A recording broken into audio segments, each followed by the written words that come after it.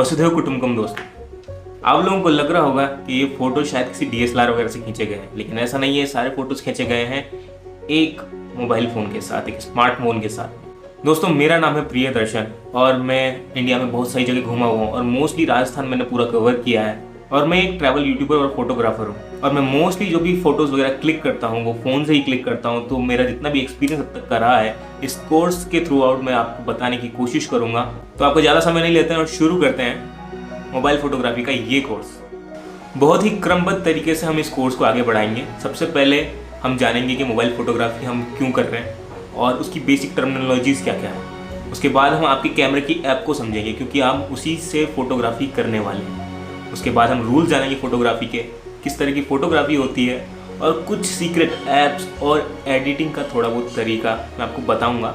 और उसके बाद इस कोर्स को ख़त्म करेंगे एक इम्पॉर्टेंट नोट के ऊपर। तो शुरू करते हैं और जानते हैं इस पहली वीडियो में कि मोबाइल फोटोग्राफी इंपॉर्टेंट क्यों है। मैं ये बिल्कुल नहीं कह सकता कि एक मोबाइल डीएसएलआर से अच्छा हो सकता है या एक किसी कैमरे से अच्छा हो सकता है, लेकिन आजकल जो फ़ोन्स आ रहे हैं, जो स्मार्टफोन्स आ रहे हैं, वो किसी कैमरे से कम भी नहीं है। आप एक कैमरे को हर जगह पर लेकर के नहीं जा सकते हैं, लेकिन एक फ़ोन पोर्टेबल होता है, उसकी बैटरी लंबी चलती है, उसके अंदर टच पैनल होता है जिससे आप इजीली अपने फोटोग्राफ क्लिक कर सकते हो, इजीली उसका यूज़र इंटरफेस समझ सकते हो। हाँ, कुछ कमियां होती है जैसे कि सेंसर का लिमिटेशन होता है। छोटा सेंसर होता है लगभग 2.5 mm के आसपास, जबकि डीएसएलआर में 24 mm का क्रॉप सेंसर या फुल जो है 35 mm तक का मिल जाता है आपको। लेंस की लिमिटेशन होती है, आप इसमें ज़्यादा लेंस को लेकर के एक्सपेरिमेंट्स नहीं कर सकते हैं। और अपर्चर फिक्स होता है। अपर्चर एक टर्मिनोलॉजी है, इसके बारे में हम आगे बात करेंगे कि ये क्या होता है, कैसे काम करता है। लेकिन अगर आप इस कोर्स को देख रहे हैं और कुछ बेसिक रूल्स को समझ लें और ये समझ लें कि फोटोग्राफी में सबसे ज़्यादा इंपॉर्टेंट क्या है, तो ज़रूरी नहीं कि आप उसे कैमरे से खींच रहे हैं या फ़ोन से। इस कोर्स के दौरान मैं आपको ये समझाने की कोशिश करूँगा कि कैमरे या फ़ोन से भी ज़्यादा कुछ इंपॉर्टेंट है फोटोग्राफी में, जो फोटोग्राफी को फोटोग्राफी बनाता है। अगर वो कुछ बेसिक चीज़ें आपको पता है तो आप एक फोटोग्राफर बन जाएंगे। और अगर आपने अपने मोबाइल कैमरे को अच्छे से समझ लिया है तो आप उससे कुछ बहुत ही शानदार फोटोज़ निकाल पाएंगे। तो दोस्तों, हमने ये तो समझ लिया कि मोबाइल फोटोग्राफी क्यों इंपॉर्टेंट है, क्योंकि हर जगह आप कैमरा कैरी नहीं कर सकते हैं और मोबाइल पोर्टेबल है। तो अब देखते हैं कुछ बेसिक टर्मिनोलॉजी जो आपको पता होनी चाहिए, जिनमें से पहली 3 हैं जो एक्सपोजर से रिलेटेड हैं: शटर स्पीड, अपर्चर, आईएसओ। और अगली 3 हैं जो एक पिक्चर को डिफाइन करती हैं: हाईलाइट्स, मिड टोन्स और शेडोज। तो एक्सपोजर से रिलेटेड हम 3 चीज़ों के बारे में बात करते हैं। पहले बात करते हैं हम अपर्चर की। अपर्चर क्या होता है? अपर्चर कैमरे का छेद होता है। डीएसएलआर और प्रोफेशनल कैमरास के अंदर ये छेद छोटा बड़ा हो सकता है, इसकी ऐसी कैपेबिलिटी होती है, लेकिन फ़ोन के अंदर ये अपर्चर लगभग फिक्स रहता है। इस अपर्चर को चेंज करके आप डेप्थ ऑफ फील्ड चेंज करते हैं। अब डेप्थ ऑफ फील्ड को मैं ऐसे समझाना चाहूँगा। अगर आप इस फोटो में देख रहे हैं तो ये एक अपर्चर है जो कि अपने लार्ज फॉर्म में है और दूसरा अपने छोटे फॉर्म में है। तो जब भी आपका अपर्चर लार्ज है तो लाइट ज़्यादा आएगी और फोकस होगा वो एक क्लोज ऑब्जेक्ट के पास होगा, यानी आपकी डेप्थ ऑफ फील्ड घट जाएगी। डेप्थ ऑफ फील्ड घटने का मतलब ये है कि जो गहराई है, दूरी फील्ड की, वो कम हो जाएगी। यानी कि आप देख सकते हैं इस फोटो में जो पीछे का फील्ड है वो ब्लर हो गया है जब और सिर्फ लड़की फोकस में है। यानी लार्ज अपर्चर होने पर डेप्थ ऑफ फील्ड शैलो हो जाती है, जबकि छोटा अगर अपर्चर है तो डेप्थ ऑफ फील्ड बढ़ जाती है। जैसा कि आप इसके अंदर देख सकते हैं कि पीछे का जो बैकग्राउंड है वो भी क्लियर दिखाई दे रहा है। कैमराज में एक चीज़ और साथ में चलती है कि अगर अपर्चर ज़्यादा बड़ा है तो लाइट भी ज़्यादा अंदर आएगी और अगर अपर्चर छोटा है तो लाइट भी कम अंदर आएगी। तो जब भी आप डेप्थ ऑफ फील्ड चेंज करते हैं तो ये अफेक्ट करता है। इसलिए एक और चीज़ होती है आईएसओ, ताकि आप अगर कम लाइट अंदर आ रही है तो डिजिटली आप लाइट को बढ़ा सकें। तो आई होप आपको डेप्थ ऑफ फील्ड समझ में आया। अब बात करते हैं शटर स्पीड की। जो प्रोफेशनल कैमरास होते हैं उनमें एक लिटरली एक शटर होता है जो थोड़ी देर के लिए, जितने भी टाइम के लिए आप उसे ओपन करके रखना चाहते हैं उतने टाइम के लिए ओपन होता है, लाइट अंदर आती है और फोटो क्लिक होता है। फॉर एग्जाम्पल, आप 1 सेकंड के 1000वें भाग के लिए शटर ओपन रखना चाहते हैं तो शटर ओपन होगा, लाइट अंदर आएगी और शटर बंद हो जाएगा। लेकिन ये इतना तेज़ है कि काफ़ी कम लाइट अंदर आएगी और अगर कोई ऑब्जेक्ट हिल रहा है तो वो बिल्कुल शार्प पकड़ में आएगा। आप इमेजिन कीजिए कि शटर 1 सेकंड के लिए खुलता है और उस बीच में कोई ऑब्जेक्ट यहाँ से यहाँ पहुँच जाता है तो यहाँ से यहाँ तक की सारी लाइट सेंसर तक गिरेगी और वो ऑब्जेक्ट मोशन करता हुआ दिखाई देगा। तो शटर स्पीड इस चीज़ को अफेक्ट करती है कि आपका फ़ोटो मोशन ब्लर में रहेगा या नहीं। आपको कुछ एग्जांपल दिखाता हूँ मैं यहाँ पे कि ये फ़ोटोज़ कैसे क्लिक हुई हैं। और अगर आप इस चार्ट में भी देखेंगे तो आप देख सकते हैं किस तरह जब शटर स्पीड बहुत कम है तो फ़ोटो कितना क्लियर आ रहा है और जब शटर स्पीड ज़्यादा है तो तेज़ भागता हुआ आदमी मोशन ब्लर में हो गया है। और एक चीज़ और ध्यान देने वाली, अगर शटर बहुत देर तक खुला हुआ है, इसका मतलब लाइट बहुत ज़्यादा अंदर आएंगी, तो आपको ISO का यूज़ करना है, लाइट को कम करना है डिजिटली, ताकि आप प्रॉपर देख सको सामने फोटो में क्या है। बात करते हैं ISO की, सेंसर की जो सेंसिटिविटी होती है उसको लेकर के। ये डिजिटली लाइट को एनहांस करने या कम करने के काम में आता है। अगर आप लाइट को डिजिटली एनहांस करते हैं तो उसमें ग्रेन्स आते हैं, उसमें नॉइस आने लगता है। तो कोशिश करें कि आपको इसकी ज़रूरत ना पड़े।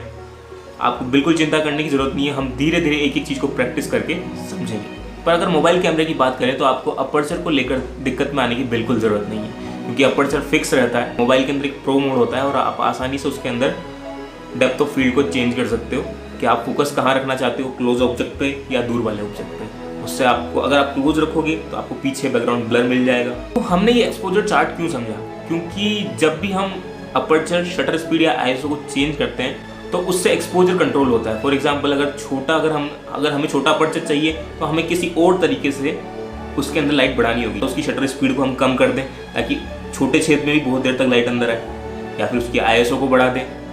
तो इस तरह हम इस ट्राइंगल का यूज़ करते हैं। आगे हम एक फ़ोटो की 3 टर्मिनोलॉजीज़ को और समझेंगे, और वो है हाईलाइट, मिड टोन्स और शेडोज़। आप ये फ़ोटो देख पा रहे हैं, इसमें एक हिस्सा ब्राइट है और कुछ हिस्सा डार्क है। तो डार्क हिस्से को हम शेडोज़ कहते हैं और ब्राइट हिस्से को हाईलाइट, और कुछ हिस्से जहाँ पे डार्क और हाईलाइट का मिक्सचर होता है उसे मिड टोन कहा जाता है। एक फ़ोटो इन्हीं 3 चीज़ों से मिलकर के बनी होती है।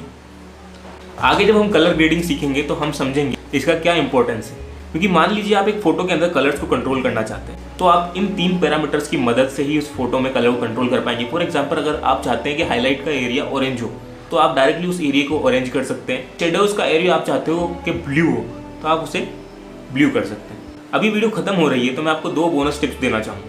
वैसे तो फोटोग्राफी डिपेंड करता है कि आप किस लिए फ़ोटो खींच रहे हो, तो ज़रूरी नहीं है कि दिन में खींच रहे हो या शाम को। आप कैजुअली बहुत अच्छी फ़ोटोज़ खींचना चाहते हो, यानी कि जब सूरज डूब रहा होता है या सुबह हो रही होती है, सनराइज़ हो रहा होता है, उस टाइम पर अगर आप फ़ोटोज़ क्लिक करोगे तो आपके फ़ोटोज़ में कलर्स की बहुत डायनामिक रेंज आएगी, बहुत प्यारी फ़ोटोज़ आप क्लिक कर सकते हो। और दूसरी चीज़, कभी भी आप कोशिश कीजिए कि आप ज़्यादा डार्क फ़ोटो क्लिक ना करें, क्योंकि एडिटिंग के प्रोसेस में जब आप एक डार्क फोटो को लेकर जाएंगे, उसमें लाइटिंग को बढ़ाएंगे तो आपके पास नॉइस आ सकता है। तो आप कोशिश करें कि आप ज़रूरत से थोड़ी सी ज़्यादा लाइट वाली फ़ोटो क्लिक करें, ताकि पोस्ट प्रोसेसिंग में आपको पिक्चर के अंदर नॉइस को ज़्यादा झेलना ना पड़े। आई होप आपको ये वीडियो अच्छी लगी होगी और आपको ये सब चीज़ें समझ में आई होगी। ज़्यादा डरने की आपको ज़रूरत नहीं है। नेक्स्ट वीडियो में हम कैमरा ऐप के बारे में समझेंगे, उसी बीच में हम ये सारी टर्मिनोलॉजीज़ चेक करेंगे कि ये कैसे काम करती हैं।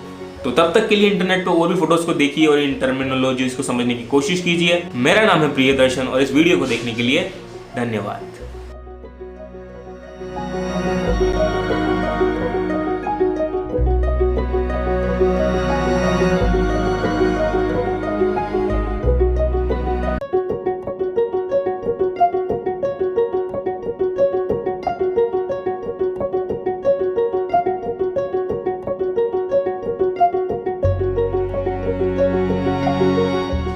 वसुधैव कुटुंबकम दोस्तों, मेरा नाम है प्रियदर्शन और मैं एक ट्रैवल यूट्यूबर हूँ, फोटोग्राफर हूँ। जैसा कि आप पहली वीडियो देख चुके हैं बेसिक टर्मिनोलॉजीज़ के बारे में, अब ये दूसरी वीडियो है अपने कैमरा ऐप को समझने के बारे में। मेरे पास में ये फ़ोन है जिसमें वीडियोज़ और फोटोज़ शूट करता हूँ, और ये मेरा कैमरा ऐप है। और अभी थोड़ी देर बाद जब ये वीडियो चलेगी तो आपको फुल स्क्रीन पर सिर्फ ये कैमरा इंटरफेस दिखाई देगा और इसी के थ्रू मैं आपसे बात कर रहा हूँ और हम इसे समझ रहे होंगे। तो देर किस बात की, शुरू करते हैं, कंटिन्यू करते हैं। और अगली नेक्स्ट स्क्रीन कैमरा इंटरफेस, और ये मेरे फ़ोन के कैमरे का इंटरफेस है। तो शुरू करते हैं छोटी छोटी चीज़ों से। पहले अपन कोई अच्छा सा फ्रेम देख लेते हैं। ओहो हो क्या बात है, यहाँ पे ये देखिए चींटे जा रहे हैं भाई सब। ओके, तो अपन थोड़ी देर यहीं बैठ के बात करते हैं। पहले अपन बात करते हैं लेंसेज के बारे में। अलग अलग फ़ोन के अंदर लेंसेज की संख्या अलग अलग होती है। जैसे कि मेरे पास में 3 लेंसेज हैं, वाइड एंगल, नॉर्मल और टेलीफोटो। अब इनमें अंतर क्या है कि इनका जो डेप्थ ऑफ फील्ड है वो अलग अलग होता है, इनका अपर्चर अलग अलग है। जैसे कि ये टेलीफोटो लेंस है, ये डिस्टॉर्ट कम करता है, ये क्लोज टू रियलिटी होता है। जबकि अगर आप नॉर्मल लेंस की बात करें या वाइड एंगल की बात करें तो इसमें आदमी का चेहरा जो है वो थोड़ा डिस्टॉर्ट हो जाता है। कई सारे फ़ोन्स में पोर्ट्रेट मोड आता है जिससे कि आपको डिजिटली पोर्ट्रेट शॉट्स दे देता है। ऊपर हम देखेंगे तो यहाँ पर फ्रेम दे रखा है, मैंने 4:3 कर रखा है। यहाँ पर एक बहुत बड़ी गलती होती है, लोग अपना फ्रेम फुल फ्रेम रखते हैं फ़ोन में। इसकी वजह से आप अपने सेंसर का पूरा यूज़ नहीं कर पाते हैं। आप इसको हमेशा 4:3 पर रखें, अपनी फ़ोटोज़ फुल पोटेंशियल के साथ क्लिक करें और उसके बाद आप चाहें तो इसे क्रॉप कर सकते हैं। ये टाइमर बटन है जहाँ से आप टाइमर सेट कर सकते हैं, कितनी देर के लिए क्लिक करना है। और एक एडवाइस हो रहा है, आप अपने साथ में अगर हो सके तो एक छोटा ट्राइपॉड रखें। मैं आपको दिखाता हूँ, मेरे पास है। ये एक ईजी टू कैरी ट्राइपॉड है। ऐसे 800 से 1000 रुपये तक के ट्राइपॉड आपको ऑनलाइन मिल जाएंगे या आप अपने आसपास के स्टोर से ख़रीद सकते हैं। और इसकी अच्छी बात यह है कि ये दिखने में बड़ा लग रहा है थोड़ा, लेकिन आप इसे छोटा कर सकते हैं और ये इतना छोटा हो जाएगा कि आप इसे अपनी पॉकेट में फिट कर सकते हैं। और ये देखिए मेरी पॉकेट में फिट आ गया। इसकी अच्छी बात क्या है कि अगर आप फ़ोटोज़ क्लिक कर रहे हैं तो कई दफ़ा ऐसा होता है कि आपका हाथ हिल जाता है और फ़ोटोज़ ब्लरी आ जाती हैं, तो वैसा नहीं होगा और आपके स्टेबल फ़ोटोज़ आएंगे। आपको यहाँ पे लाइनें दिखाई दे रही हैं, तो ये ग्रिड लाइंस हैं, तो आप इसे ऑन कर सकते हैं। ये देखिए सेटिंग में जाकर के ग्रिड लाइंस नॉन और ग्रिड लाइंस 3:3। आप इसे 3:3 पे रखें क्योंकि जो फोटोग्राफी के कुछ रूल्स हैं उनमें ये बहुत काम आता है। तो ये बेसिक सा कैमरा इंटरफेस हर किसी फ़ोन का होता है। उसके अलावा एक चीज़ और होती है कि आप इस कैमरा इंटरफेस पर टच करके फोकस शिफ्ट कर सकते हैं। फॉर एग्जांपल मैं इस पत्ती के काफ़ी करीब हूँ और पीछे जो बैकग्राउंड है वो काफ़ी दूर है। अगर मैं इसको इधर करता हूँ तो ये वहाँ फोकस कर लेता है और अगर मैं इसको इधर करता हूँ तो ये पत्ती के ऊपर फोकस कर लेता है। और मान लीजिए पत्ती के ऊपर फोकस नहीं करवाना चाहते हैं, आप चाहते हैं पत्ती यहाँ रहे लेकिन ये फोकस में ना रहे, तो आप क्लिक करें बैकग्राउंड में, वो देखिए फोकस उधर शिफ्ट हो गया। और अगर आप पत्ती पे फोकस रखना चाहते हैं, मान लीजिए इधर फोकस है तो आप पत्ती पे क्लिक करें, पत्ती पे फोकस हो गया। और सबसे अच्छी बात, अगर आप चाहते हैं कि ये शिफ्ट कभी कभी ऑटो मोड की वजह से ये वापस शिफ्ट होकर के जो सेंटर में जो फोकस है बैकग्राउंड उस पर चला जाता है, तो आप इसे लॉक कर सकते हैं। ये लॉक कर दिया तो अब ये फोकस शिफ्ट नहीं होगा। और सबसे अच्छी बात, आपने जिस दूरी पे से लॉक किया है कि यहाँ तक फोकस है तो उतनी ही दूरी पे ये लॉक हुआ है। अगर आप इसे पीछे हटेंगे तो पत्ती ब्लर हो जाएगी क्योंकि अभी भी फोकस इसी दूरी पे है। देखिए मेरी उंगली क्लियर दिखाई देगी बस, क्योंकि मेरी उंगली उतनी दूरी पे है। अगर मैं अपनी उंगली को आगे पीछे करूँगा तो ब्लर हो जाएगी, या पास लाऊंगा तो ब्लर हो जाएगी क्योंकि फोकस इस दूरी पर हमने लॉक कर दिया है। अब चूँकि हमने फोकस लॉक कर दिया है और उसके बाद में उसकी लाइटिंग को भी कम कर सकते हैं और उसको बढ़ा भी सकते हैं, यानी एक्सपोजर को कम या ज़्यादा कर सकते हैं। मान लीजिए आपको इस तरह के एक्सपोजर का फ़ोटो चाहिए तो आप इसे थोड़ा सा ज़्यादा एक्सपोजर रखें ताकि एडिटिंग में आपको नॉइस ना आए ज़्यादा, और फिर आप फ़ोटो क्लिक कर सकते हैं। यहाँ पे आपको एक फ़ायदा और मिलता है, HDR सेटिंग में अगर आप देखेंगे तो HDR ऑन है। असल में ये क्या करता है, ये एक साथ 3 फ़ोटोज़ क्लिक करता है। मैं समझाता हूँ कैसे। आप देख सकते हैं कि पेड़ के ये वाला हिस्सा जो है वो डार्क था और वो वाला हिस्सा ब्राइट। तो अगर आप बिना HDR के खींचते हैं तो आपको हो सकता है कि सिर्फ वही ये वाला जो हिस्सा है वही ब्राइट मिले और बाकी पूरा डार्क मिले फ़ोटो खींचने के बाद। या फिर अगर इस वाले पे आप फोकस रखते हैं तो आपको ये वाला हिस्सा ब्राइट मिले और वो बहुत ज़्यादा ओवर ब्राइट मिले। तो HDR क्या करता है, 3 तरह के फ़ोटोज़ खींचता है, ओवर एक्सपोज, अंडर एक्सपोज और एक नॉर्मल, और उन तीनों को मिक्स करके हमें एक फ़ोटो देता है ताकि सारे एरियाज वेल एक्सपोज्ड हों। अब हम बात कर सकते हैं प्रो मोड की। चलो प्रो मोड के अंदर आते हैं। यहाँ पे काफ़ी प्यारा पौधा दिखाई दे रहा है तो हम प्रो मोड का यूज़ यहीं पे करेंगे। आप इसमें देख सकते हैं यहाँ ISO दिखाई दे रहा है, ये वाइट बैलेंस है। आपको किस तरह का मूड चाहिए फ़ोटो में उसको सेट करते हो। फॉर एग्जांपल अगर बारिश हो रही है और आपका कैमरा उस मूड को पोर्ट्रे नहीं कर रहा है तो आप मैनुअली सेट कर सकते हैं कि आपको किस तरह का मूड चाहिए। ये ठंडा मूड हो गया, ये थोड़ा गर्म मूड हो गया। और इसकी बात करते हैं, ये है शटर। तो शटर की अगर अपने स्पीड कर दें 1/8000, तो अगर मैं फॉर एग्जांपल अगर मैं इसके सामने से भी हाथ निकालता हूँ और फोटो क्लिक करता हूँ तो जिस मोमेंट पे इसने फ़ोटो खींचा वो उसी मोमेंट पे क्लिक हो गया। जबकि अगर मैं इसी शटर स्पीड को बढ़ा करके, आप देख पा रहे हैं जैसे ही मैंने इसको क्लोज टू 0.5 सेकंड किया तो कितनी सारी लाइट अंदर आ रही है। यानी कि इस कंडीशन में इतनी देर तक अगर शटर ओपन रहा तो काफ़ी ज़्यादा लाइट अंदर आ जाएगी। और ऐसे में हम कोशिश करेंगे, देखते हैं ISO इसमें हमें हेल्प कर सकती है क्या। नहीं, इतनी ज़्यादा लाइटिंग में हम डिजिटली भी इस लाइट को कम नहीं कर पा रहे हैं। टाइमिंग हम कम करते हैं, ये देखिए 1/1000 सेकंड का अगर आप टाइमर रखते हैं शटर का, तब जाकर के ये थोड़ा क्लियरली दिखाई दे रहा है। और ये है फोकस, और अब फोकस हम बहुत पास ले आए हैं, ये देखिए इस तरह, जिसे फोकस कह सकते हैं, डेप्थ ऑफ फील्ड कह सकते हैं। और जैसे जैसे हम स्लाइडर को बढ़ाएंगे तो ये डेप्थ ऑफ फील्ड अब बढ़ रही है, और पीछे का जो बैकग्राउंड है वो हम साफ देख पा रहे हैं, ये देखिए। तो ये प्रो मोड है। इस तरह आप इन सारी चीज़ों का यूज़ कर सकते हैं किसी एक फ़ोटो क्लिक करने के लिए। फॉर एग्जाम्पल, अब जब हम इस छोटे से नन्हे से पौधे के सामने हैं तो हम इसी का फ़ोटो क्लिक करना चाहते हैं, तो मैं चाहता हूँ कि ये जो नन्हा पौधा है बिल्कुल बीच में रहे इन दोनों लाइनों के, और इस पर मैं फोकस करना चाह रहा हूँ। तो मैं इसे मैन्युअली फोकस इस पर शिफ्ट करूँगा। क्या ये फोकस में आया? जी बिल्कुल फोकस में आ गया। ओके, अब मैं चाहता हूँ कि इसमें कितनी लाइट आए। वाइट बैलेंस हम ऑटो कर देते हैं। अब हम चाह रहे हैं कि इस पर कितनी लाइट आए, थोड़ी लाइट बढ़ाना चाह रहे हैं हम, ठीक है। तो हमने शटर स्पीड इस हिसाब से रखी है ताकि हमें इनफ लाइट मिल जाए, ठीक है। और अब हम इस फोटो को क्लिक करेंगे। ये हमारी फ़ोटो क्लिक हो गई है। ये यहाँ पर एक मोड है जहाँ से आप सेलेक्ट कर सकते हैं कि आप रो फोटो चाहते हैं या फिर जेपीईजी। रो फोटो में डिटेल्स काफ़ी ज़्यादा होती हैं।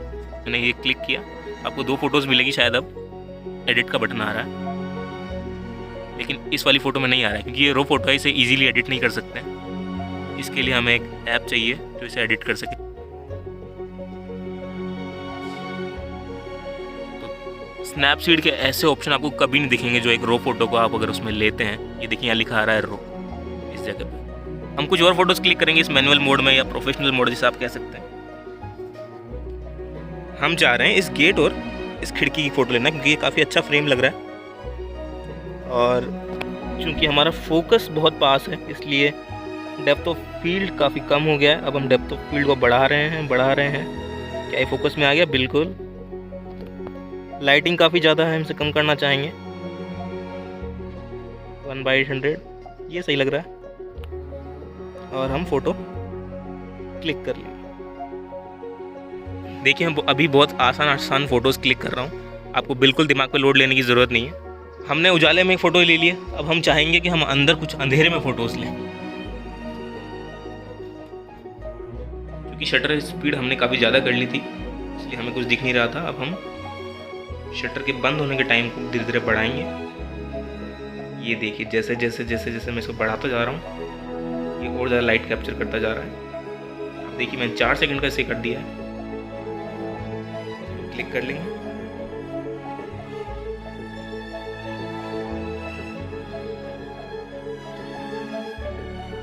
देखिए काफ़ी ज़्यादा लाइट अंदर आ गई 4 सेकंड पर। 0.5 क्लिक करते हैं। फॉर एग्जाम्पल मैंने इसे 1 सेकंड के लिए सेट कर दिया है। उतनी देर के लिए लाइट इसमें अंदर आएगी। अब मैं आपको एक बहुत अच्छी चीज़ दिखाने वाला हूँ जिसे लाइट ट्रेल फोटोग्राफी कहते हैं। अब मैं जैसे क्लिक करूँगा तो 1 सेकंड के लिए शटर ओपन होगा। मुझे 1 सेकंड में कोई एक्टिविटी करनी है। अब मैं आपको फोटो दिखाता हूँ। 1 सेकंड के लिए शटर में जहाँ जहाँ लाइट थी उसे कैमरे ने कैप्चर कर लिया है। तो दोस्तों आई होप इस कच्चे तरीके से जो मैंने आपको कैमरा इंटरफेस दिखाया आपको वो बहुत हद तक समझ में आया होगा। अभी तक हमने केवल टर्मिनोलॉजी समझी है, अपनी कैमरा ऐप को समझा है, हमने फोटोग्राफी अभी शुरू नहीं की है। नेक्स्ट वीडियो में जो हम बात करने वाले हैं रूल्स के बारे में, वो अचानक से ऐसा कुछ जादू कर देंगे कि आपके फ़ोटोज़ बहुत शानदार आने लगेंगे। और अगली वीडियो में हम कुछ फ़ोटोज़ खींच के देखेंगे भी उन रूल्स की मदद से कि फ़ोटोज़ कैसे आ रहे हैं, और आप खुद देखेंगे कि ओ माय गॉड ये क्या हो गया। तब तक के लिए आप भी अपना कैमरा इंटरफेस खोलिए, आसपास घूमिए, अच्छे फ़ोटोज़ क्लिक करने की कोशिश कीजिए। प्रो मोड के जो भी बटन्स हैं, shutter speed, ISO, white balance, aperture, focus, इन सबको यूज़ कीजिए। थोड़ा वार्म अप कर लीजिए क्योंकि आगे बहुत ही शानदार रूल्स आने वाले हैं। मेरा नाम है प्रियदर्शन और इस वीडियो को देखने के लिए धन्यवाद।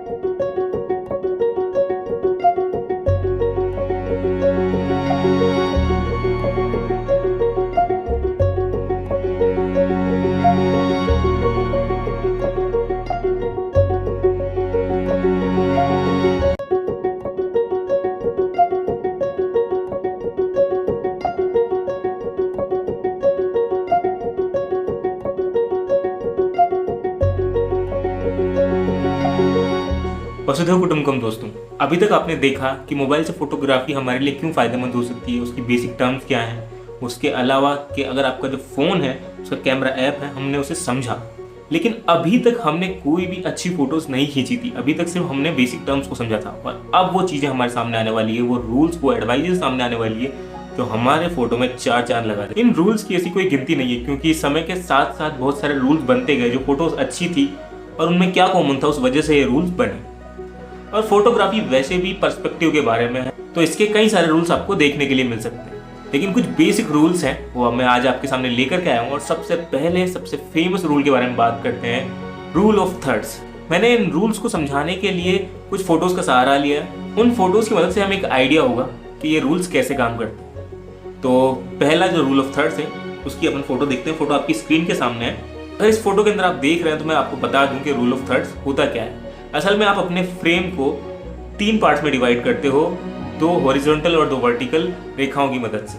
और जहां पर ये रेखा इंटरसेक्ट करती है, काटती हैं एक दूसरे को, वो पॉइंट्स बहुत की पॉइंट्स होते हैं, जहां पर अगर आप अपने ऑब्जेक्ट को रखते हो तो वो बहुत पावरफुल हो जाता है, उस फोटो को बहुत पावर देता है। जैसा कि इस फोटो में दिखाई दे रहा है कि तितली किस तरह वो एक हिस्से पे है। पिछली बार जब हमने कैमरा ऐप में देखा था तो ग्रिड लाइंस चालू करी थी, वो इसीलिए चालू की थी ताकि आपको ये बताया जा सके कि रूल ऑफ थर्ड कैसे काम करता है। और अगर आप ध्यान से देखेंगे तो मैं भी इस समय आपके फ्रेम में एक रूल ऑफ थर्ड वाली लाइन पर ही बैठा हुआ हूँ, जहाँ पे मेरा चेहरा इस जगह है, इस पॉइंट पर, और मेरी बॉडी इस पॉइंट पर। अगली फोटो को देख सकते हैं, इसमें भी पेड़ एक वर्टिकल लाइन के ऊपर है और इस वजह से ये फोटो बहुत ज़्यादा अच्छी लग रही है। अगली फोटो में झोपड़ी बॉटम राइट में है। तो इस तरह से रूल ऑफ थर्ड काम करता है। अगले रूल की तरफ बढ़ते हैं और देखते हैं अगली फोटो को। इस फोटो में हम देख सकते हैं कि ये गुफा किस तरह हमारी आंखों को ऑब्जेक्ट सामने वाले किले की तरफ पहुंचा रही है, और इस वजह से ये ऑब्जेक्ट और ज़्यादा अच्छा लग रहा है। और इस रूल को कहते हैं फ्रेम विद इन फ्रेम, यानी कि एक फ्रेम के अंदर ही फ्रेम। तो अगला फोटो हम देख रहे हैं, इसमें ये मॉन्क है, वो एक लकड़ी के फ्रेम के अंदर खड़े हैं और पीछे जो बैकग्राउंड है वो ब्लैक है, इस वजह से अच्छा कॉन्ट्रास्ट आ रहा है। और हमारा सब्जेक्ट जो रूल ऑफ थर्ड पे है वो बड़ा ही अट्रैक्टिव लग रहा है। अब ये बात ध्यान देने वाली कि सारे रूल्स अलग अलग अप्लाई नहीं होते हैं। हम चाहें तो सारे रूल्स एक ही फोटो में लगा सकते हैं, और जितने ज़्यादा रूल्स उस फोटो में लग रहे होंगे वो फोटो उतनी ज़्यादा अट्रैक्टिव बनती चली जाएगी। अब मैं यहाँ पे आपको एक टिप देना चाहूँगा, आप आगे 2 फोटोज़ को देखिए और समझिए। अगर हम पिछले फोटो को देखें, सोचिए ये फोटो कुछ इस तरह का होता, तो क्या अच्छा लग रहा है? नहीं, क्योंकि इसके एजेस कट गए। आपको ध्यान रखना कि जो भी ऑब्जेक्ट है या जो भी हमारा मेन बैकग्राउंड है या जो भी एलिमेंट्स हैं जो फोटो में डिटेल्स डाल रहे हैं, पावर डाल रहे हैं, उनका कोई भी हिस्सा कटना नहीं चाहिए। इसीलिए अगर आप इस फोटो को देखेंगे तो ये ज़्यादा प्रॉपर अच्छी दिख रही है। उसके अलावा एक और चीज़, हमें हमारे फोटोज़ में से उन चीज़ों को हटा देना है जो डिस्ट्रैक्शंस पैदा करती हैं। फॉर एग्जाम्पल, इसी फोटो की अगर हम बात करें, मैंने इसका एक एडिटेड वर्जन निकाला है, ये वाला। अगर आप ध्यान से देखेंगे तो पिछले वाले में ऊपर एक छोटा सा लकड़ी का टुकड़ा था, मैंने उसे हटा दिया ताकि फोकस पूरी तरह सब्जेक्ट के ऊपर जाए और डिस्टर्बेंस क्रिएट ना हो।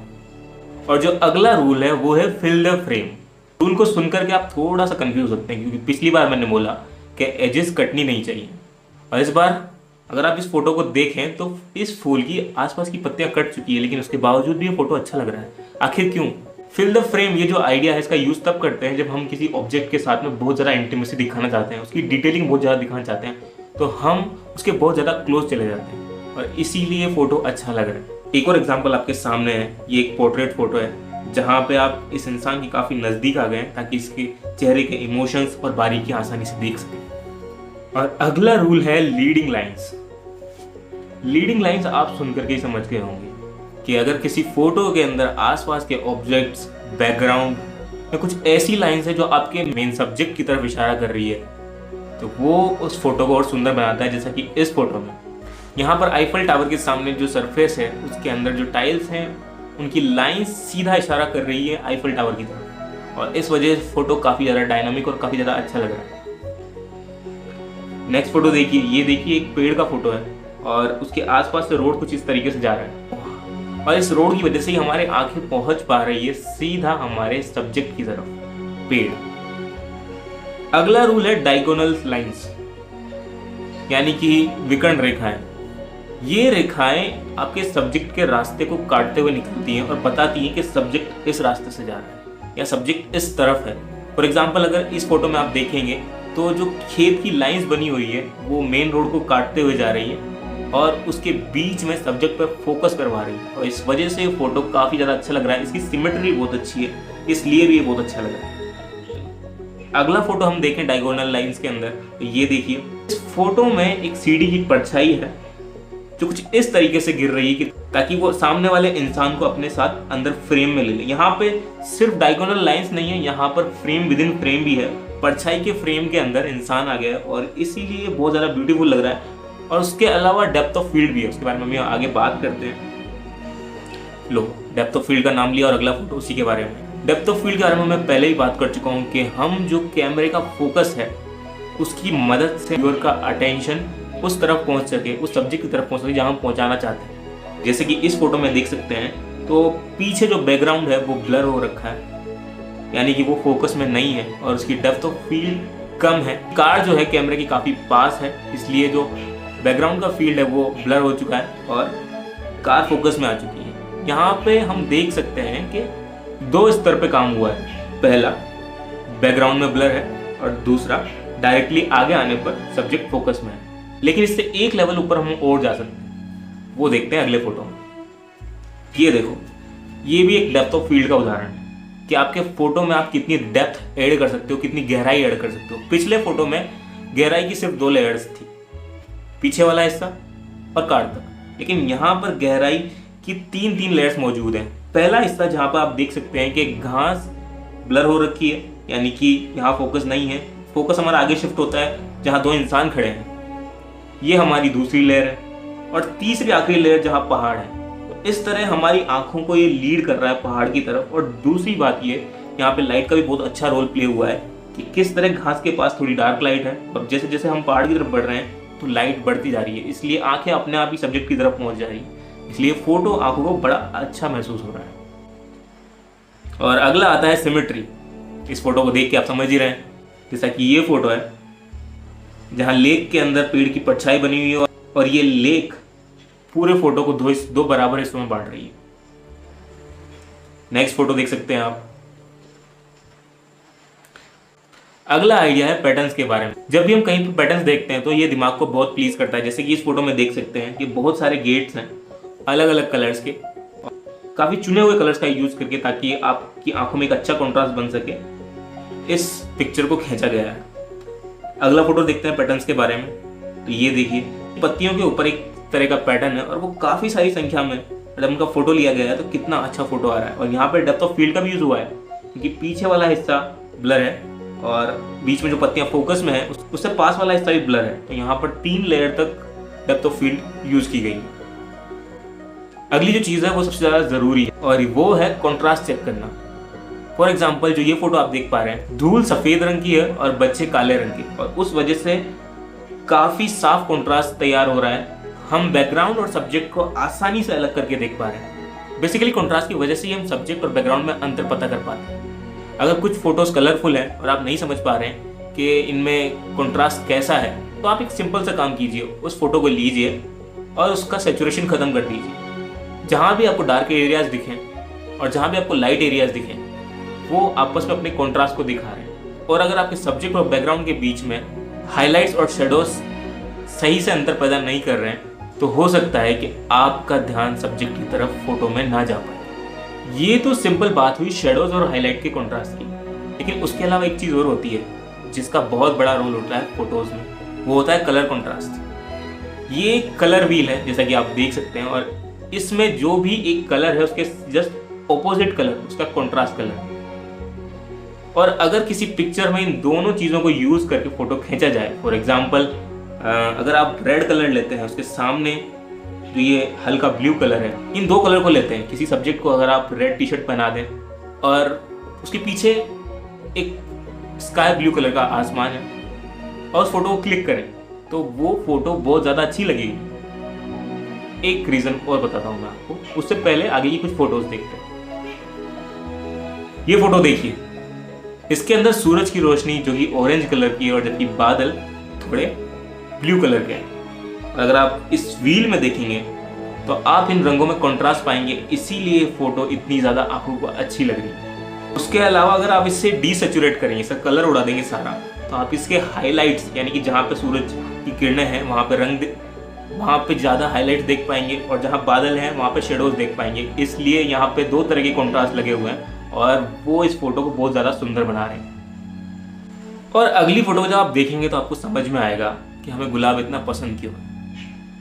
इस फोटो को देख पा रहे हैं, गुलाब की पत्तियां हरी हैं और गुलाब की पंखुड़ियां गुलाबी, और अगर आप कलर व्हील को देखते हैं तो आप समझ गए कि क्यों गुलाब इतना अट्रैक्टिव लगता है। नेक्स्ट रूल है बैलेंसिंग करने के बारे में। इस फोटो को देखिए, इसके अंदर आईफल टावर है। सोचिए कि आईफल टावर के सामने जो ये लैंप है वो नहीं होता तो ये जगह काफी खाली होती, यानी कि जो फोटो का पिछला हिस्सा है वो भारी हो जाता और अगला हिस्सा हल्का। हमारे अगले रूल की तरफ बढ़ते हैं जो काफी ज्यादा पावरफुल रूल है, और मुझे ये रूल बहुत ज्यादा अच्छा लगता है क्योंकि मुझे लोगों की फोटोज खींचना बहुत अच्छी लगती है। इस रूल का नाम है सेंटर डोमिनेंट आई, यानी कि जो आंख सबसे ज्यादा इफेक्ट डाल रही है फोटो में उसे बिल्कुल सेंटर लाइन पर रखा जाए, सेंटर में रखा जाए। हमारे बाबा जी की आंख बिल्कुल बीचों बीच है और व्यूअर की आंखों पे ऐसा इम्पैक्ट डाल रही है खतरनाक। और दूसरी बात, चूंकि हमने थोड़ी देर पहले बैलेंसिंग देखी, इस फोटो की बैलेंसिंग भी बहुत शानदार है। क्योंकि इधर वाली आंख का यूज हुआ है, बॉडी का ज्यादातर हिस्सा उस तरफ रह गया है जो उस तरफ वाले हिस्से को भारी बना रहा है। तो जूड़ा जो है बाबा जी का वो इस तरफ रखा गया है ताकि फोटो बैलेंस हो जाए। तो कितनी सफाई से ये फोटो खींची गई है, सैल्यूट है।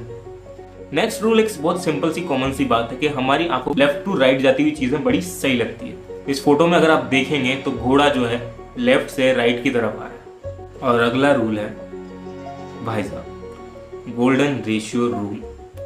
ये यूनिवर्स का सबसे खतरनाक रूल है। यूनिवर्स में जितनी भी चीजें आर्टिस्टिक दिखती हैं, जितने भी आर्ट्स हैं जो बहुत ज़्यादा अच्छे हैं, और यहाँ तक कि हमारा डीएनए जो वेव्स फॉर्म होती हैं नेचर के अंदर बहुत सारे पैटर्न्स हैं जो नेचुरली इस रूल को फॉलो करते हैं, गोल्डन रेशियो रूल।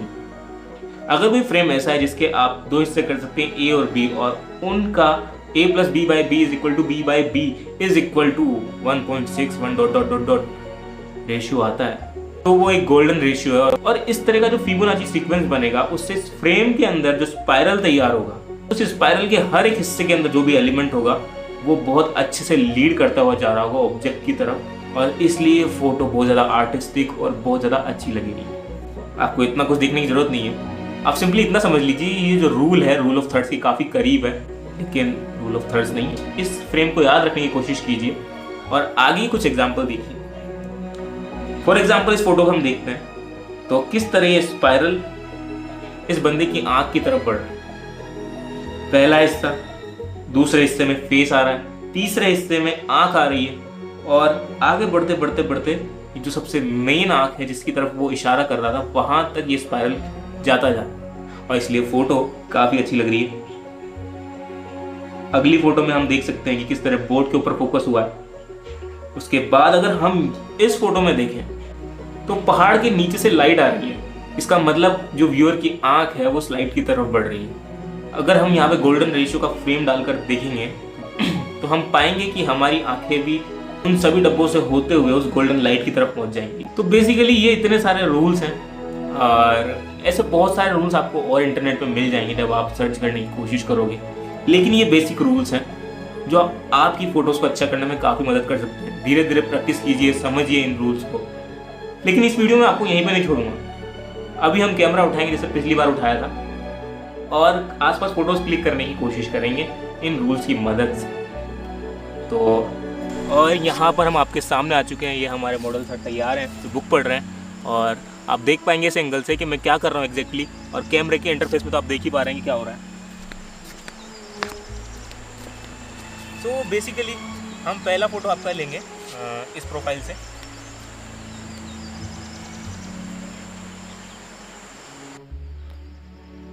रिकॉर्डिंग बिल्कुल चालू है और हम एक पोर्ट्रेट मोड के अंदर फ़ोटो लेना चाह रहे हैं।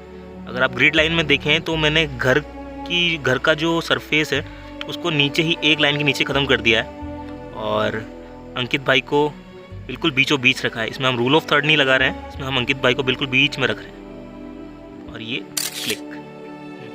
अब हम थोड़ा जूम करते हैं, टेलीफोटो लेंस का यूज़ करते हैं, यानी कि लेफ्ट साइड में बॉटम में हम रख रहे हैं बुक को, और राइट साइड में ऊपर की तरफ हम रख रहे हैं अंकित भाई के चेहरे को। ये तो ये एक प्रोफाइल से हमने फ़ोटो खींचा है। अभी अंकित भाई के ऐसे बैठे रहेंगे और हम अलग अलग एंगल से फ़ोटो खींचेंगे। अब हम और बिल्कुल सीधा फ़ोटो ले रहे हैं जिसमें हमने अंकित भाई को बिल्कुल सेंटर में रखा है। और जो छत है उसको हमने रूल ऑफ थर्ड पे ख़त्म कर दिया है नीचे वाली लाइन पर।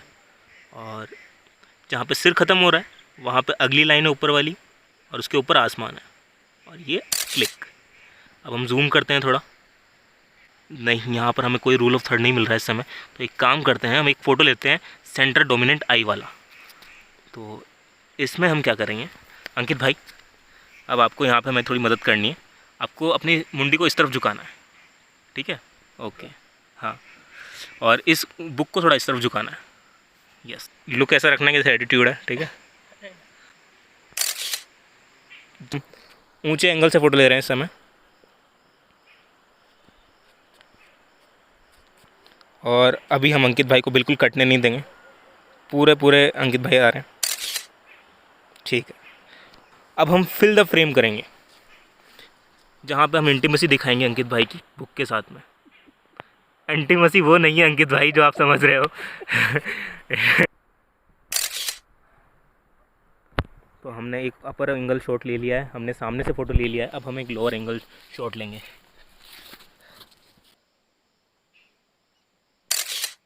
और मैं आपको यही सलाह दूंगा कि आप भी अलग अलग एंगल्स का यूज़ करें ताकि आप और ज़रा एक्सप्लोर कर सकें कि फ़ोटो और कहाँ से अच्छी आ सकती है। मैंने कैमरे को वाइड एंगल मोड में ले लिया है। और अगर आप इस समय देख पा रहे हैं तो ये जो क्या कहेंगे भैया, इसको क्या कहेंगे, एक तरह का एलिवेशन है। और अगर आप इसको देख पा रहे हैं तो इसके दोनों तरफ की लाइंस अंकित भाई की तरफ ले जा रही हैं। तो इन्हें हम लीडिंग लाइंस में काउंट कर सकते हैं। और ये क्लिक, तो मैंने ओके, मेरे खुद के पाँव आ रहे हैं। सो हमने अपनी तिकड़म भिड़ा ली है, अपना दिमाग चला लिया है, और अंकित भाई को रूल ऑफ थर्ड पे बिठा दिया है, एक डायगोनल भी गुजार दिया है, और ये फ़ोटो क्लिक। अगला हम डेप्थ ऑफ फील्ड के फ़ोटो लेने की कोशिश करेंगे, जिसमें ऐसा मान के चलते हैं काफ़ी देर से हम अंकित भाई के फ़ोटो ले रहे हैं। तो अंकित भाई ने बुक पढ़ ली है, अब अंकित भाई के दिमाग में चल रहे हैं विचार। हम याद रखिए, फ़ोटोग्राफी हमेशा कुछ ना कुछ स्टोरी टेल करे तो बहुत अच्छा रहता है। तो अब हम बुक ले लेते हैं अंकित जी से, मान लेते हैं कि अंकित भाई ने बुक को पढ़ करके इस जगह रख दिया, बहुत हो गया। और अब अंकित भाई चाहते हैं कि वो थोड़ा सोचें लाइफ के बारे में। उस तरफ मुँह करो क्योंकि उधर से लाइट आ रही है ना, तो आपके चेहरे पे लाइट गिर रही होगी तो वो एक अलग इफेक्ट डालेगी। हाँ, और आप सोचना इस तरफ देख करके। तो दोस्तों अगर आप देख पा रहे हैं तो बुक जो है वो पहली लेयर पे है डेप्थ की। अंकित भाई जो है फोकस में है और पीछे जो बैकग्राउंड है वो ब्लर है। तो इस तरह हमने 3 लेयर क्रिएट कर दी है डेप्थ की, और ये अंकित भाई का फ़ोटो हमने क्लिक कर दिया। तो दोस्तों अब हम कुछ पैटर्न वाले फ़ोटोज़ लेना चाह रहे हैं और थोड़े बहुत देखते हैं और क्या फ़ोटोज़ ले सकते हैं हम, और इसलिए अब यहाँ से चलते हैं। तो दोस्तों हम नीचे आ गए हैं और मुझे एक पत्ती दिखी है यहाँ पे जिसमें अच्छे खासे पैटर्न्स बने हुए हैं। ये हमारी पत्ती है और पीछे बैकग्राउंड में स्काई है।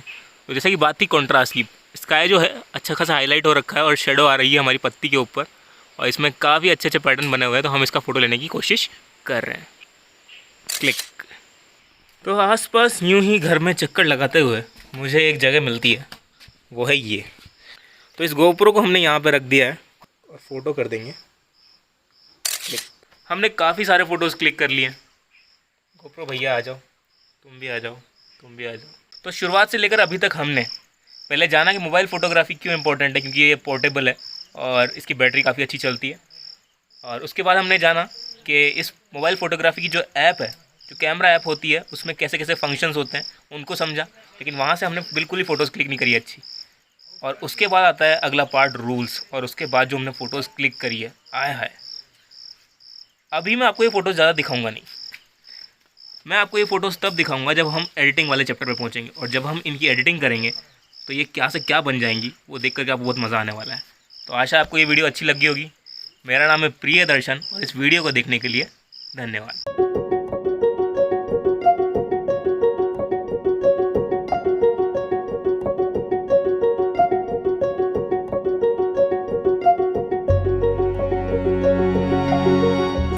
वसुधैव कुटुंबकम दोस्तों, मेरा नाम है प्रियदर्शन। मैं एक ट्रैवल यूट्यूबर और फोटोग्राफर हूँ। और अभी तक आप ये कोर्स देख रहे थे, इसमें आपने मोबाइल फोटोग्राफी क्यों करनी चाहिए उसके बारे में देखा, उसकी कुछ टर्म्स जानी, फिर आपके फ़ोन का कैमरा ऐप देखा, उसके बाद में रूल्स देखे, और अब जो हमने फ़ोटोज़ खींचे थे पहले उन्हें हम एडिट करेंगे। उसके अलावा कुछ काम की ऐप्स देखेंगे जो हमारी फ़ोटोग्राफी को बेटर करेगी। तो मैं बिना किसी सस्पेंस के जिन भी ऐप्स के बारे में इस वीडियो में बताने वाला हूँ उन सब के बारे में बता देता हूँ।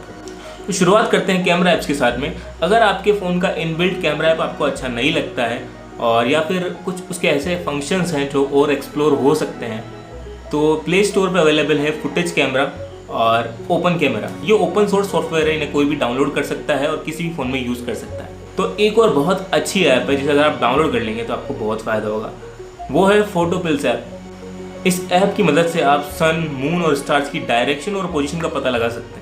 और जब आपको ये पता होगा तो आप कब फ़ोटो खींचने जाना है, सूरज कहाँ रहेगा, कहाँ से उगेगा, कहाँ डूबेगा, वो सब पहले ही मालूम कर सकते हैं और अच्छे फ़ोटोज़ निकाल सकते हैं। लेकिन फोटोपिल्स ऐप आपको इजीली नहीं मिलेगी, आपको उसे गूगल पे जाके सर्च करना होगा और उसका मोड डाउनलोड करना होगा, क्योंकि प्ले स्टोर पे वो 800 या 1000 रुपये का परचेज आपको पड़ेगा। अब कैमरा ऐप्स की बात हो गई तो आगे आते हैं कुछ एडिटिंग ऐप्स के ऊपर। तो सबसे खास जो एडिटिंग ऐप्स है, मैंने काफ़ी सारी एडिटिंग ऐप्स ट्राई करी हैं, वो है स्नैपसीड गूगल की तरफ से और लाइटरूम एडोब की तरफ से, और एक छोटा सा ऐप जो कलर ग्रेडिंग के काम आ सकता है। इसमें प्रीसेट्स हैं छोटे छोटे, टीओ। तो ये 6 ऐप्स हैं जिनका मैं यूज़ करता हूँ। न्यू तो मार्केट में हज़ारों ऐप्स हैं जिनमें हज़ारों तरह के फ़िल्टर, AI, AR, न जाने क्या क्या, उन सबका आप यूज़ कर सकते हैं। वो सब मैं बताने के लिए यहाँ नहीं बैठा हूँ। जो बेसिक चीज़ें हैं वो मैंने आपके सामने रख दी हैं। तो अभी के लिए मैं आपको एक एक करके सबका इंटरफेस बता देता हूँ। फुटेज कैमरा, ओपन कैमरा दोनों ही एक तरह के ओपन सोर्स कैमरा ऐप है, तो मैं आपको ओपन कैमरा दिखा देता हूँ। अभी आप स्क्रीन पर देख रहे हैं मेरे फ़ोन का इंटरफेस, ओके। और इसके अंदर आप देख सकते हैं मेरे पास फोटोशॉप है, एडोब फोटोशॉप, एडोब लाइटरूम है, टीओ है, ओपन कैमरा है, फोटोपिल्स है और स्नैपसीड है। तो अपन सबसे पहले देखते हैं ओपन कैमरा। ये देखिए दोस्तों, तो ओपन कैमरा कुछ इस तरह का दिखता है। ये वीडियो बटन है, ये फ़ोटो बटन है। यहाँ पे एक्सपोजर सेट कर सकते हैं आप, यहाँ पे आप एक्सपोजर लॉक कर सकते हैं। यहाँ काफ़ी सारे ऑप्शंस हैं। Oh my God, HDR, panorama, इनको ऑफ कर सकते हैं, पैनोरामा मोड। और फूल पत्ती क्या क्या है, फोकस अच्छा मैक्रो मोड। उसके अलावा हमारे पास काफ़ी सारी चीज़ें हैं, फ्लैश लाइट ऑन कर सकते हैं। तो इस तरह ये जितने भी फंक्शंस हैं एक कैमरा के, उन सबको अपने अंडर ले लेता है और आपको सब कुछ एक्सप्लोर करने का मौका देता है। ये था ओपन कैमरा, और आगे हम देखने जा रहे हैं फोटोपिल्स ऐप। तो भाई ये ऐप है, और यहाँ पे हम आपको जैसे दिखाना चाहते हैं कि इस समय सन कहाँ पे है, तो हम सन पे टैप करेंगे, ओके। और इसमें AR सेक्शन है, तो ये आप साइड में देख सकते हैं कि AR की मदद से ये दिखा रहा है कहाँ पर नॉर्थ है, कहाँ क्या है। और अगर हम देखें तो इस समय हमारा सन यहाँ पर है। आप समझ पा रहे हैं सन कहाँ पर है, और इसमें लिखा भी आ रहा है कि गोल्डन आवर है, ओके। अगर आप यहाँ देखें तो ठीक है। अब हम बैक करते हैं, और ये नाइट AR है। तो आप अगर देखें तो जो तारों की गति है वो इस तरफ हो रही है, यानी कि जब अगर आप photo long exposure astro photography करते हैं तो जो तारे आप देख सकते हैं वो इस तरफ गति कर रहे हैं, यानी इस तरफ की वो घूमेंगे। तो अगर आप चाहें तो कैमरे को इस तरफ रखें, गोल घूमते तारों को शॉट ले सकें। इस तरह की काफ़ी सारे ऑप्शन है इस ऐप में। तो यहाँ पे डेप्थ ऑफ फील्ड है, मून कहाँ है, और उसके अलावा आप सन को लिटरली मैप में भी देख सकते हैं कि मैप में ये कहाँ होगा, प्लानर। तो ये मैप में दिखा रहा है, तो आप इसे मैप में देख सकते हैं कहाँ होगा। इस समय हम यहाँ पर हैं। अगर आप नीचे देखेंगे तो ये येलो वेव सन को दिखाती है, यानी कि सन यहाँ पे है, और ऑरेंज सन किस तरफ डूब रहा है वो उसे दिखाती है, और ब्लू वाली दिखाती है मून को। तो ये थी फोटोपिल्स ऐप।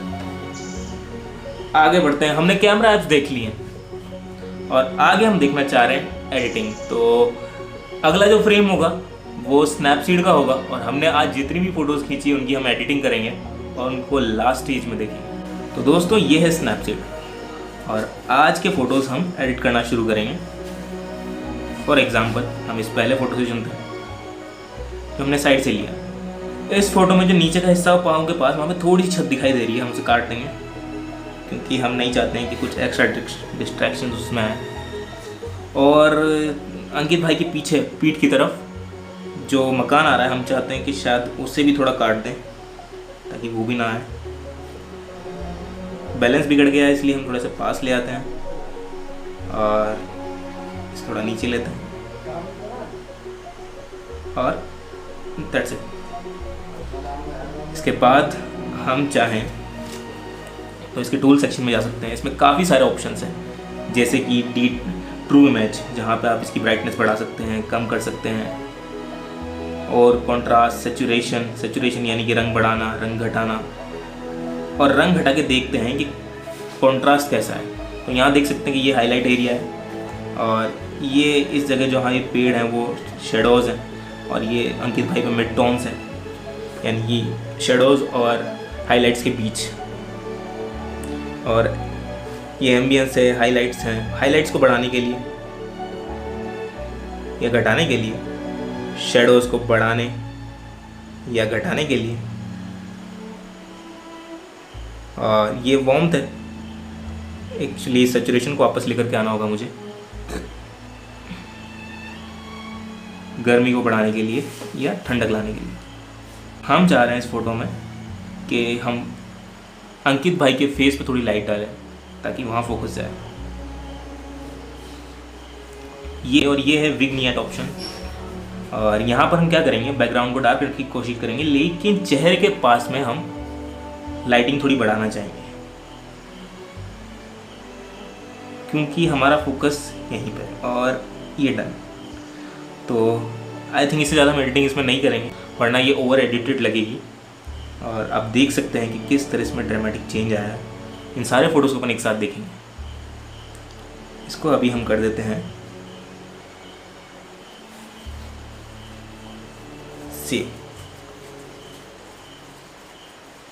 ये नेक्स्ट फोटो है जो हमने बिल्कुल बीच में से ली थी। यहाँ पर एक एलिमेंट है, ये जो झंडा है वो काफ़ी डिस्टर्ब कर रहा है। तो हम कोशिश करेंगे इस झंडे को गायब करने की। इसमें एक हीलिंग बटन होता है, इस हीलिंग बटन की मदद से हम इस झंडे को धीरे धीरे गायब कर सकते हैं।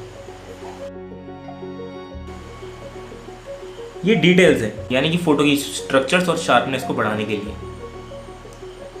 ये देखिए और ये देखिए, तो हम थोड़ा बढ़ा देते हैं इसे काफी।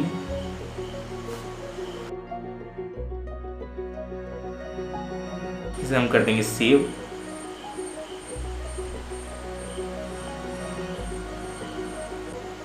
यहाँ पे आप देख सकते हैं कि इनकी आंख बिल्कुल बीच में।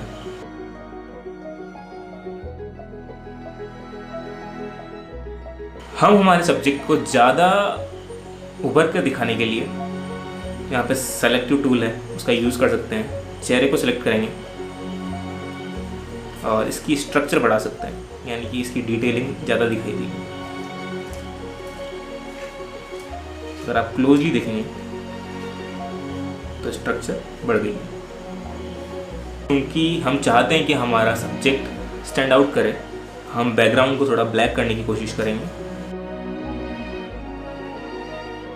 आपने देखा कि जो विग्नेट है वो बैकग्राउंड में तो हो ही रहा है, उसके साथ साथ अंकित भाई की जो बॉडी है नीचे वाली उस पर भी हुआ क्योंकि ये सर्कुलर शेप में था। तो हम जिस हिस्से पे चाहते हैं केवल वहीं पे विग्नेट काम करेगा।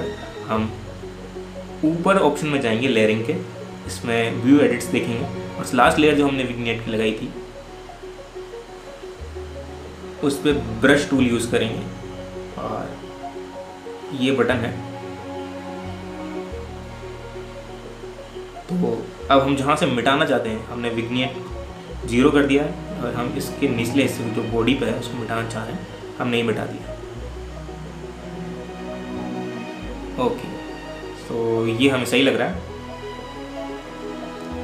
ये हमारी पिक्चर ऐसी है। हम इसे भी सेव कर लेंगे।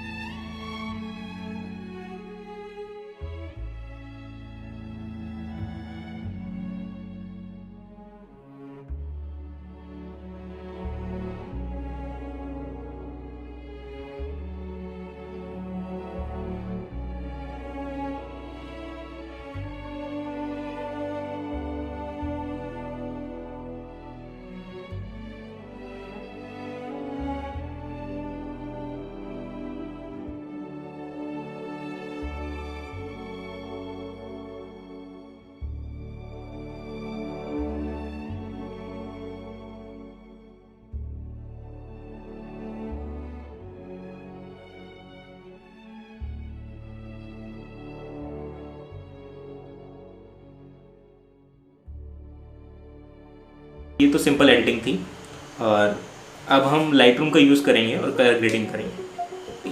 फॉर एग्जांपल ये फ़ोटो है, यहाँ पर हाइलाइट्स हैं और यहाँ पर शेडोज। तो किस तरह कलर ग्रेडिंग होती है?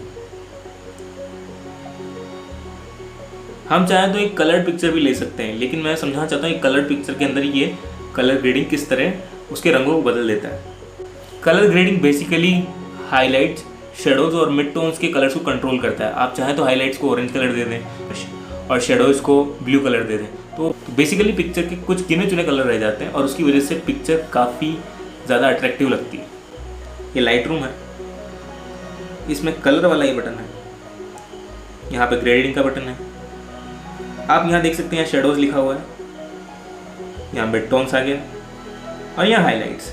ये कलर व्हील है, इसमें हम जिस भी कलर के ऊपर ले जाकर इसे छोड़ेंगे उस हाईलाइट या मिड टोन या शेडो को वो कलर मिल जाएगा। फॉर एग्जांपल अभी हम हाईलाइट्स पे हैं, यानी ये वाला पार्ट अफेक्ट होने वाला है, तो मैं चाह रहा हूँ मैं इसे ऑरेंज कलर दूँ। वो ये ऑरेंज हो गया, थोड़ा इसे वार्म रखना चाहूँगा, ठीक है। अब मैं शेडोज़ पे जाता हूँ, मैं चाहता हूँ मैं शेडोज़ को ब्लू कलर देना चाहता हूँ, वो लेकिन मैं चाहूँगा कि ये ब्लू कलर थोड़ा इसका सैचुरेशन कम हो।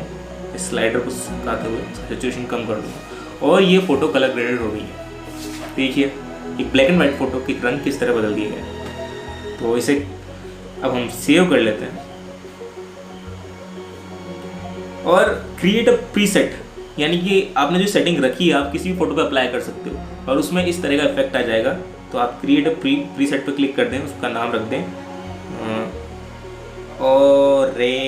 Orange blue, save. अब आप जब भी इस फिल्टर को लगाना चाहेंगे आप लगा सकते हैं। उसके अलावा आप चाहते हैं इसे सेव कर दें, शेयर पर क्लिक करें और सेव टू डिवाइस। तो जब इतनी सारी एडिटिंग हो जाए, इतनी सारी फोटोज़ बन जाएं, तो एंड में क्या करना चाहिए? ये जो बंदा जो बोल रहा है उसको उठ के चले जाना चाहिए और एक स्लाइड शो चालू कर देना चाहिए उन फोटोज़ का जो आपने खींची है और एडिट की है। आई होप आपको ये वीडियो अभी तक अच्छी लगी है और आगे स्लाइड शो भी अच्छा लगेगा। अगली लास्ट क्लास होगी सबसे इम्पोर्टेंट, जो मैं कुछ बात कहना चाहता हूँ और उसी के साथ आपका एक कोर्स ख़त्म हो जाएगा। तो मेरा नाम है प्रियदर्शन और आप सभी का यहाँ तक देखने के लिए धन्यवाद।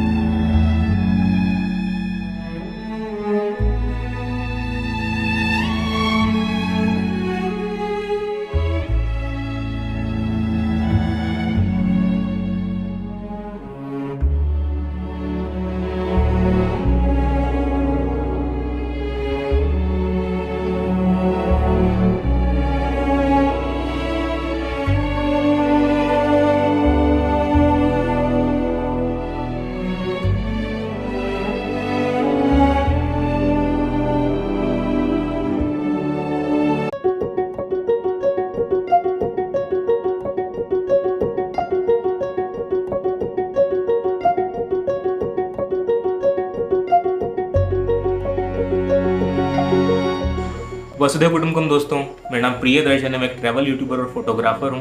पहले आप काफ़ी सारी वीडियोस देख चुके हैं अभी तक और अब हम इस वीडियो में आ गए हैं जिसमें हम जानने वाले हैं कि टाइप्स ऑफ फोटोग्राफी क्या क्या होती है। टाइप्स ऑफ फोटोग्राफी मैं 2 पार्ट में डिवाइड करने जा रहा हूँ। पहली कैटेगरी टाइप्स की, जिनमें हम ये जानेंगे कि आप प्रोफेशनली किस तरह के फोटोग्राफर बन सकते हो, और टाइप्स की दूसरी कैटेगरी जहाँ पे हम ये जानेंगे कि टेक्निकलिटीज़ को किस किस तरह से प्रैक्टिस करके किस किस तरह की फ़ोटो खींची जा सकती है।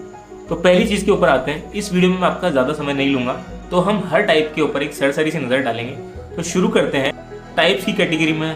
पहले तरह के टाइप जहाँ पे आप प्रोफेशनली किस किस तरह की फ़ोटोग्राफी कर सकते हो। जैसा कि आप अपनी स्क्रीन के ऊपर देख सकते हैं, हमारे पास टेबल ऑफ कंटेंट्स हैं जो 4 तरह से डिवाइडेड है: nature photography, people photography, man made objects और other types of photography.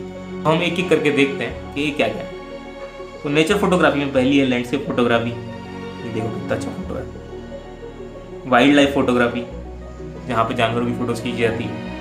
Macro photography, ये सारे सारे डेडिकेटेड फील्ड्स हैं जहाँ मैक्रो फोटोग्राफी, जिसमें बहुत ही छोटे छोटे ऑब्जेक्ट्स के बहुत सुंदर फोटो निकाले जाते हैं। Under water photography, oh wow. Astro photography, okay, रात के टाइम पे शटर को बहुत देर तक खोल के रखना और तारों को कैप्चर करना। एरियल फोटोग्राफी यानी कि ऊपर से उड़ते हुए ज़मीन की फ़ोटो लेना, ड्रोन की मदद से फ़ोटोज़ वगैरह लेना, यानी कि आसमान से ली गई फ़ोटोज़।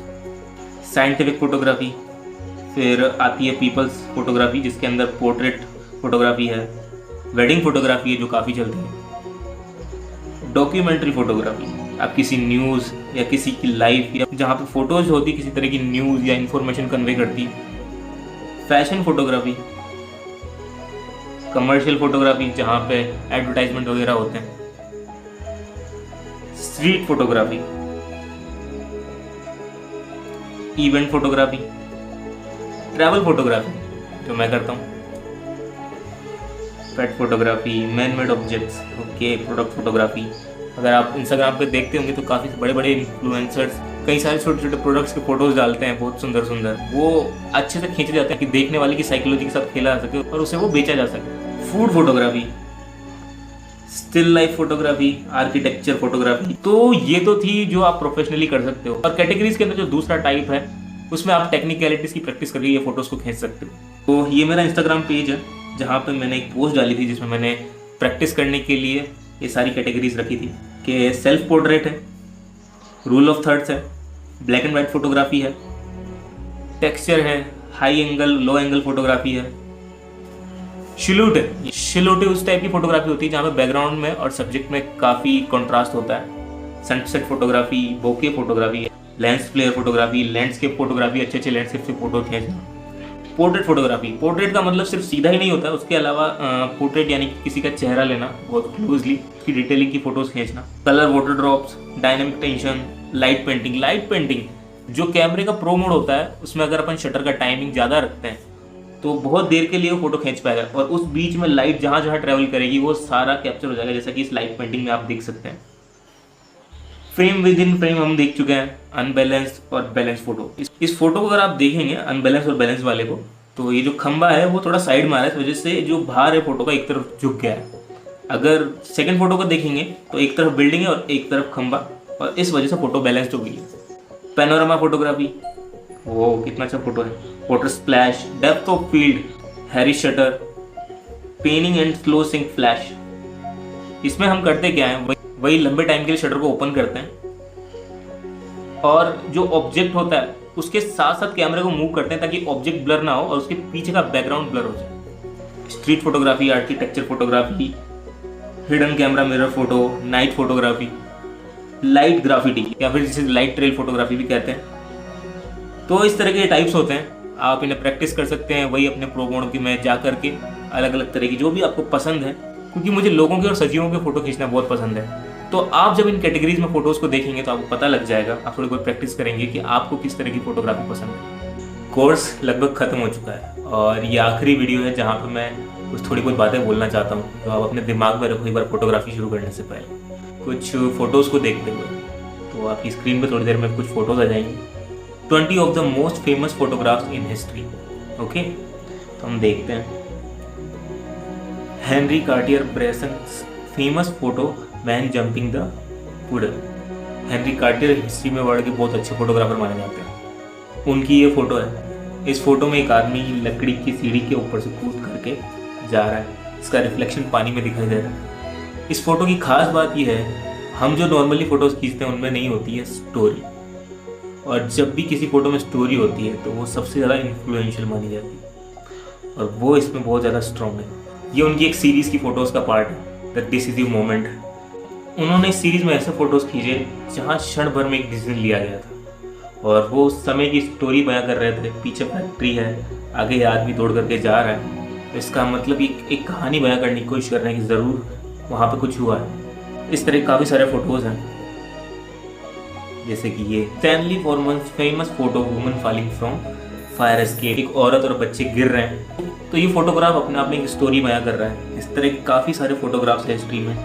और ये जो फोटो है केविन कार्टर्स कंट्रोवर्शियल फोटो। इस फोटो को खींचने के बाद इन्होंने सुसाइड कर लिया था, जहाँ पर एक बच्चा कुपोषण के कारण मरने वाला और पीछे गिद्ध बैठा, ये मरे और मैं से खा जाऊँ। उस समय केविन कार्टर ने ऐसी बहुत सारी फोटोज खींची थी और ऐसी बहुत सारी घटनाएं देखी थी जिन्होंने उन्हें अंदर से हिला दिया था। तो इस समय हमारे पास में इंडिया की कुछ 10 आइकॉनिक फ़ोटोज़ हैं, तो हम देख सकते हैं। फिर से अगर आप देखेंगे तो इंडिया में एक फ़ोटो खींची गई है, वो भी हेनरी कार्टियर द्वारा। ये 1947 की बात है। Refugees exercising Punjab Kurukshetra. अगली फ़ोटो है रघुवीर सिंह जी द्वारा खींची गई, woman huddled against the monsoon rains.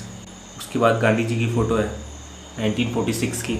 ये फ़ोटो महात्मा गांधी के व्यक्तित्व को बयां कर रहा है, जो कि कितना शांत है, जबकि ये 1946 की फ़ोटो है जब देश के हालात कैसे थे। मैरी एलन मार्क जब इंडिया आते हैं तो वो बॉम्बे की कुछ ऐसे एरियाज़ को देखते हैं जहाँ पे लोग दुख भरी ज़िंदगी जी रहे हैं, और उन्हीं में से एक मरीज़ की फ़ोटो है जिसकी मानसिक हालत ठीक नहीं है। और ये एक मानसून की फ़ोटो है जहाँ पे कैसे एक इंसान बरसात में अपने खाने पीने का जुगाड़ कर रहा है। इसको बंद करते हैं थोड़ी देर।